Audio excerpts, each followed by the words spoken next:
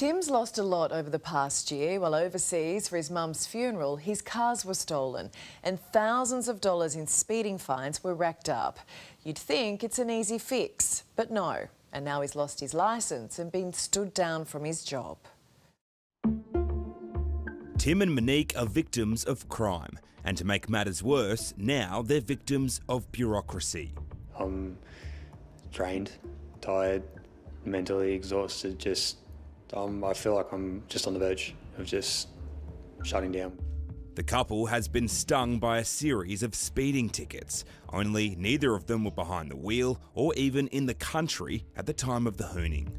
They have managed to rack up close to $3,000 in speeding fines. In result, one of the fines has caused Tim to lose his licence.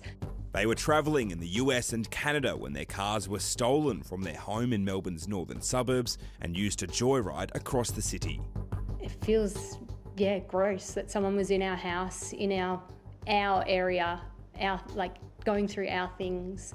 To add insult to injury, the reason they were overseas was for Tim's mother's funeral. It's the equivalent of being kicked when you're down.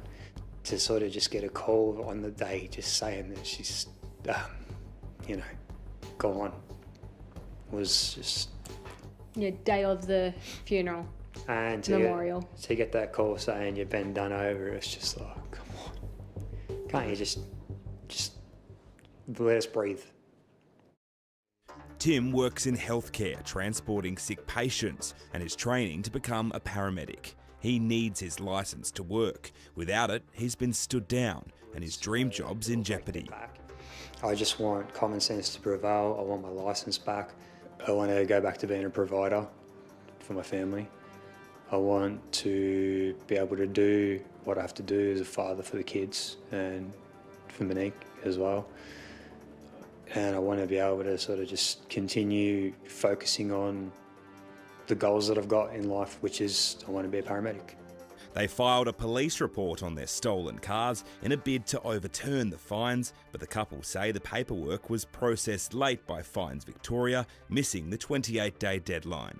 In not so many words, her response was, we can either cop it on the chin and accept it, or go and seek legal aid. Now, if we had gone down the legal aid route, it can take 6 to 12 months to be even seen. And not only that, cost us a fortune for something that we weren't even in the country for. Well, it can be very frustrating, especially once they're holding a police report that says their car's stolen, yet they're getting found liable for the fines and perhaps demerit points and licence loss because of the actions of the criminals who stole their cars. Fines lawyer Sean Hardy says it's an all too familiar story. It's always bound by time limits, and so you need to act properly and know what those time limits are. You need to assume that the system is not working for you. You need to make it work for you. It's up to you to get it right. A Current Affair contacted Fines Victoria. In a statement, it said, "We understand receiving a fine for an offence committed by someone else is frustrating, and in the case of a stolen vehicle, distressing. Fines issued to the owners of stolen vehicles are always withdrawn when evidence of the theft is provided." You're sick of this paperwork, aren't you? Yeah, sick of the paperwork, sick of pulling it out, sick of it being the first thing we see at the start of the day and the last thing we see before we go to bed. Was there any point in all of this process where either of you just thought, oh, let's just pay it? No. No, we're not going to roll over for this. It's clear cut. We had nothing to do with it. We're on the other side of the world. Yeah. So, why roll over and take it?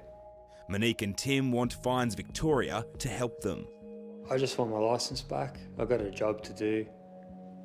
I've got to get out there. I've got to get back in there and I've got to help people.